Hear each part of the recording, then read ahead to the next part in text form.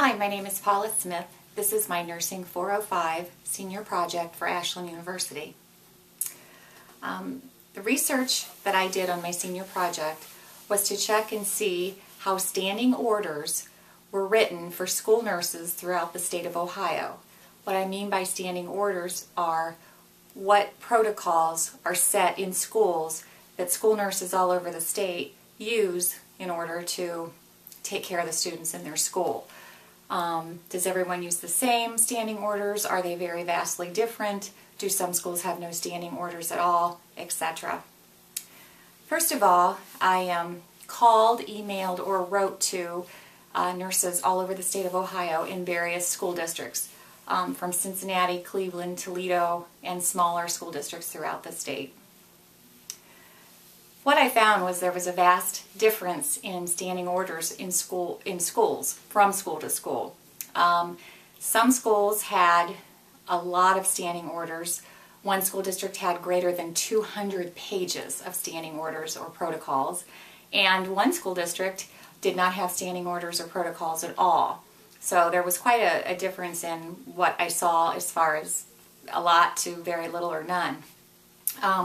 My supervisor had asked me to do this project because we have about 9 school nurses in the county that I work in, and she wanted everyone's standing orders or protocols to be similar or alike, so that if we were doing subbing for each other, that we would all be using the same standing orders and everything would be uniform for our whole county.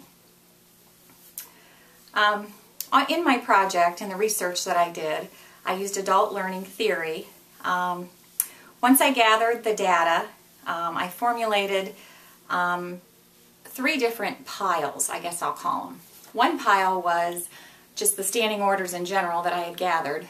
The next pile was I researched best practice guidelines for what do you do if someone has a headache, or they have a cut, or they have an upset stomach, or a toothache, or everything. And then the third pile that I came up with was, what are the legal implications of using standing orders?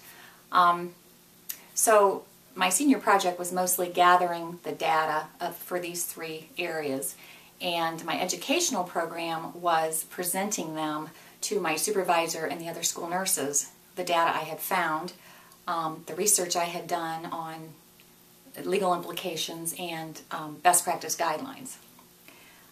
We started out in the educational program. We had kind of an in-service, and we had it at the agency that I work at, and I passed out all the information that I had gathered, and all of the nurses kind of took pieces, parts of it, and with the standing order piece, we decided what we liked, what we didn't like, what wouldn't work for us, or what we'd never thought of, and we kind of made a list of what would be good for us. Then we compared them to best practice guidelines. How did that stack up against that?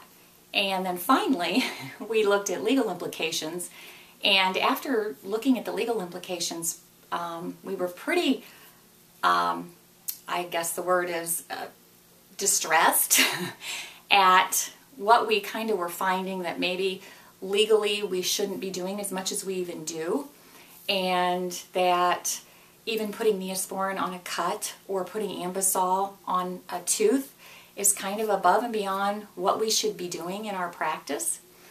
So from this educational program, my supervisor is now wanting to look further in the practice of having standing orders at all, and that maybe us school nurses should be doing more healthcare plans, education, being liaisons, and being less of a clinic type situation. And another interesting thing we found on the legal implication side is, unless you're just putting soap or using soap and water in a Band-Aid, or giving some ice, you really shouldn't be doing any other kind of treatment, or it's kind of a shady area. So this is leading into another research project that she's going to have us looking into, possibly me, she said, and we're going to look further into that. And that concludes my senior project and educational program. Thank you.